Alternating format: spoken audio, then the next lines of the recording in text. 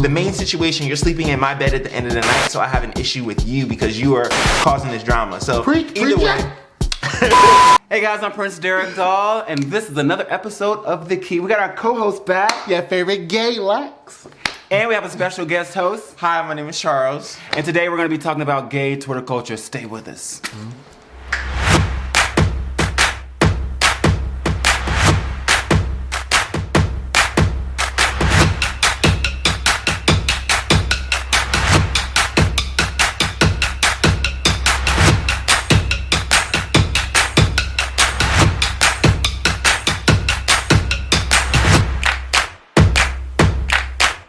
Hi guys, now we're gonna get into our game, retweet or delete. Our producer is gonna give us a couple tweets to read out, and we're gonna see if we're gonna retweet or delete it. Get into the first tweet from Mitch_Thomas10, and he tweeted, "How to become gay Twitter famous in 3 easy steps. Be a twink, have an OnlyFans account, share too much about your sex life." Are we gonna retweet this or delete this? I'm deleting. Delete. Delete. This is problematic as fuck. Though I think that it's problematic, I kind of think it's the truth. I mean, if you look at gay Twitter culture at the moment, okay, the girls are getting OnlyFans pages left and right. I mean, I'm thinking about getting one. I mean, I'm not gonna show myself, naked or having sex or anything like that, but it's being able to express or give your fans whatever you want to give them for a quick coin. The gays are about making that money right now, and so I know, but I think sex sells, and if your OnlyFans is not sexual related, like unless you're someone who's giving out some special type of content where they're really like, oh my gosh, I have to go subscribe to it, they're gonna watch. But once they go click on it and see it's the same thirst trap she be posting on Instagram that I'm about to be paying for, oh hell no, unsubscribe. Let me get my little subscription fee back. No, okay, we got directions over here. Right, but if you've noticed, their OnlyFans see, there's just so much room. I mean, people look for sex underwater. Yeah, people having sex underwater now on OnlyFans. So things are getting really creative. So if you have a niche that you can throw sex into whatever you're doing, then you may be able to make money. Because I mean, regular porn is getting kind of boring. You can see that for free on Twitter every day now. No, I wouldn't pay for it unless it's on HBO. Being Twitter famous, the cloud chasers now are exposing everything. True. It's just okay. So this tweet is from Zach with 3 H's Butler. But finding a guy in gay culture that wants a monogamous relationship and not an open one is like finding a needle in a haystack. I'm gonna delete that. I'm gonna say retweet. I'm gonna delete that because I just feel like there are still a lot of people out there that want monogamous relationships, but the fact that they're just nowadays you're surrounded with sex and lust and desire and all this other stuff, it just seems like everyone is in an open relationship and everyone is just fucking everyone. But no, there are people who want monogamous relationships, but they're just not putting that energy out there for it to come to them. They're exposing themselves to being very sexual. They're putting they ass up on the timeline every 5 days or every 5 seconds. So it's like, how you expect you want a monogamous relationship when all you considerably just do is just sell sex? So okay, like if you're just being sexual all the time, you attract what you project. So I say, there are people out there who want monogamous relationships like me, waiting for my husband and my kids, happy family, picket fence, all that. But you just proved his point. What? There's a needle in a haystack. No, it's not. No, I'm saying it's not. I'm saying there are people out there. Are a lot of people who are out there, but it's not like, oh, they're not attractive. I guess it's yeah. I guess. What do you mean? I guess. So, I get what you. Okay, I get what you mean. I get. I don't think it's so much being attractive.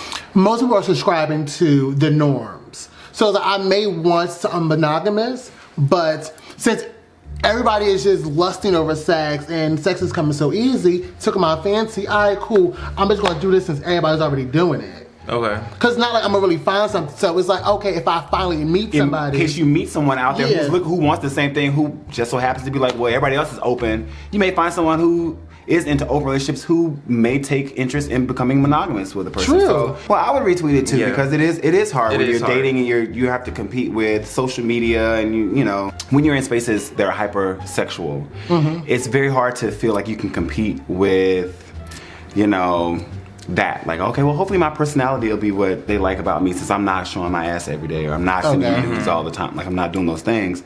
But that doesn't, we also can't say that those people who are doing that they're not also people who are thinking about being monogamous, because there are some people who thirst trap all the time, who are in happy monogamous relationships. Well, I mean, first of all, you have to be comfortable with yourself.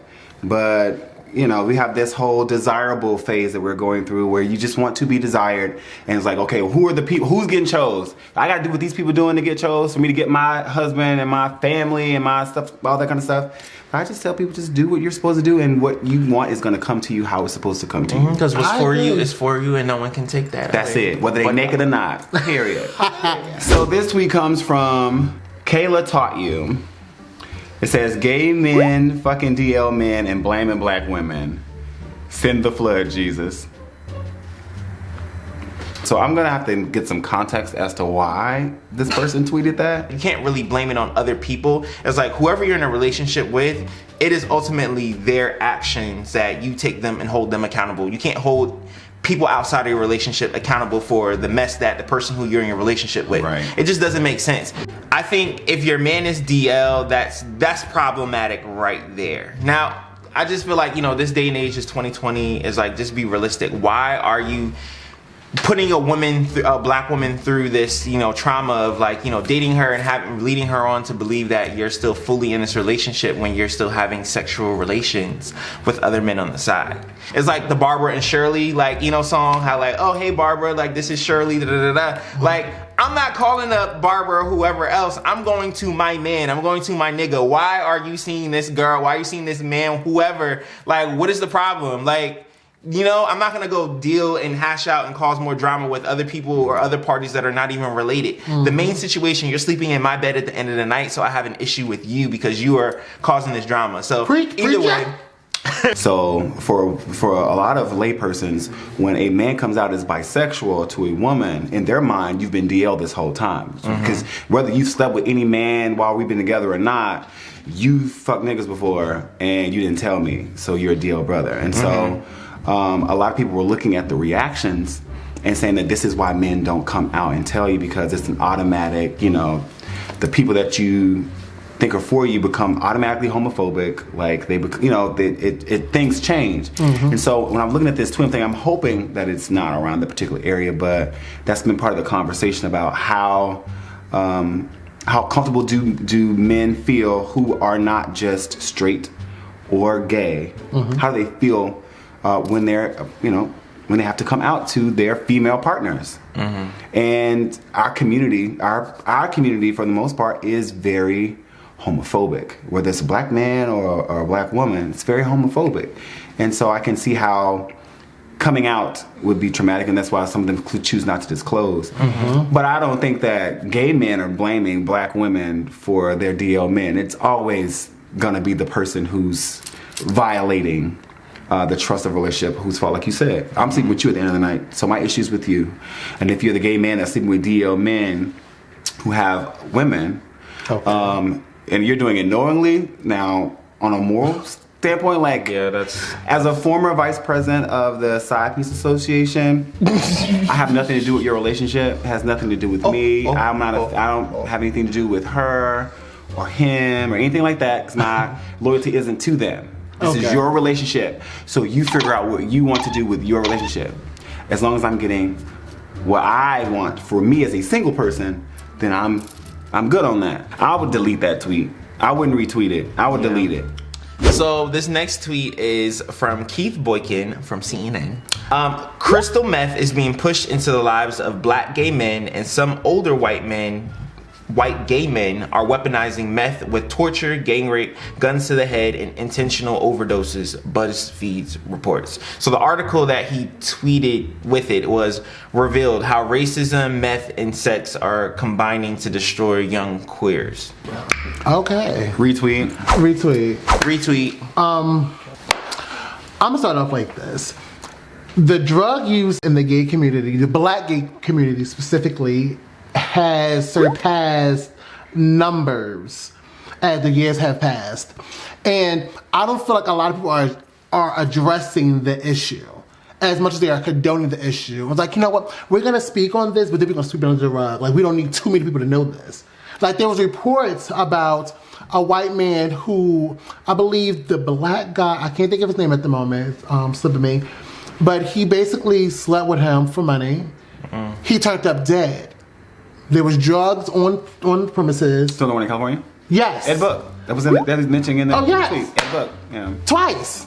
Twice. Nothing was done. And I'm just like, okay. So when are we going to talk about this? But then I have to think about it.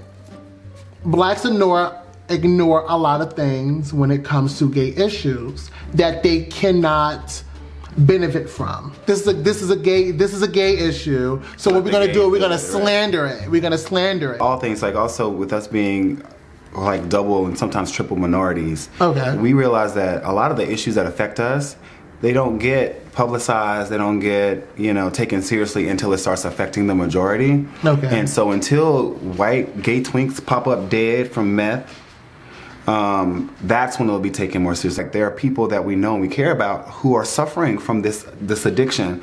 And if you ask them, like, well, so why do you take this drug? And they can tell you all the positive things about crystal meth. Oh yeah, it gives you stamina, makes you, you get to stay up all night and all this kind of blah, blah, blah. But you have sores on your body. You have a horrible memory. You don't, like, you're losing hella weight. You're probably gonna lose your teeth. Like, and you're coming to have addict behaviors and mannerisms. Until we really address how are these drugs getting to our people of color, our young Black and Latino queers.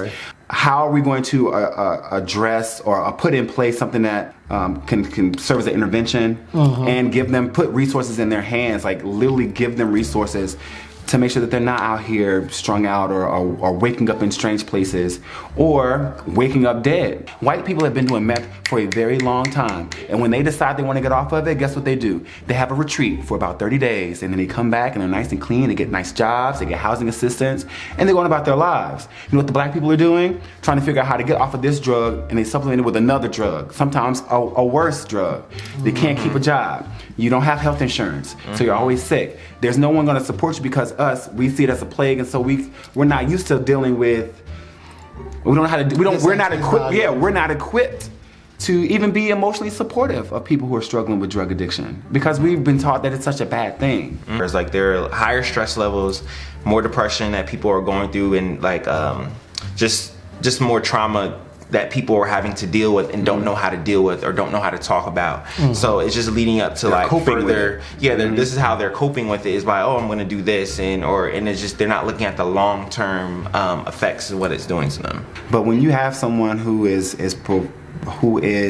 engaging in an addictive lifestyle that you know is going to lead to destruction, like, I feel like you have an obligation as a brother to kind of say something and to like kind of be there. Sometimes there's an issue outside of that they're dealing with. It's not just because you want to party or because you want to stay up for 18 hours to have sex. There's something else going on here that makes you feel like you have to use this. Is your housing stable? Do you have a job? Do you have like loving, a supportive support system around you? I think that's the big that's a big thing too. We just need to be more emotionally intelligent, and we need to be vigilant and diligent in how we find these resources and reallocate them to us.